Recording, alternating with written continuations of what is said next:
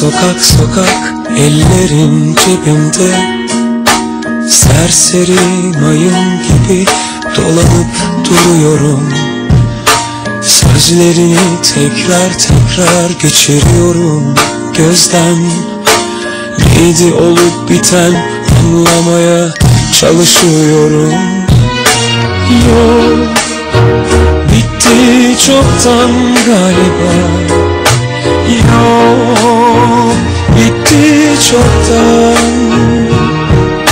Yok, bitti çoktan galiba. Yok, bitti çoktan. Şimdi bir yaz aşkı patlar bizi. Eylül'de ayrılık yeniden yoklar bizi. Zaman iksiriyle toplar bizi. aslında çok sevmiştim ikimizi. Şimdi bir yaz aşkı paklar bizi. Eylül'de ayrılık yeniden yoklar bizi.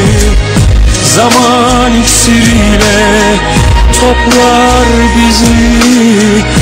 Ben aslında çok sevmiştim ikimizi.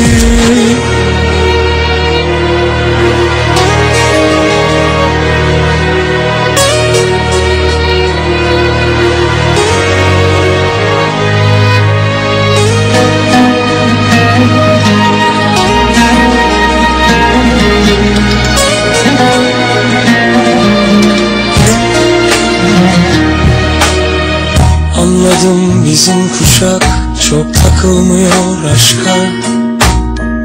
Öncelikler değişmiş, malum devir başka. Genetik bir miras gibi hevesi kalmış.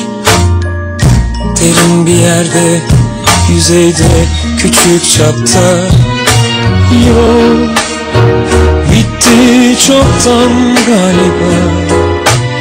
Yok, bitti çoktan. Yok, bitti çoktan galiba. Yok, bitti çoktan. Şimdi bir yaz aşkı patlar bizi. Eylül'de ayrılık yeniden yoklar bizi. Zaman iksiriyle toplar bizi. Ben aslında çok sevmiştim ikimizi. Şimdi bir yaz aşkı paklar bizi. Eylül'de ayrılık yeniden yoklar bizi. Zaman iksiriyle toplar bizi. Ben aslında çok sevmiştim ikimizi.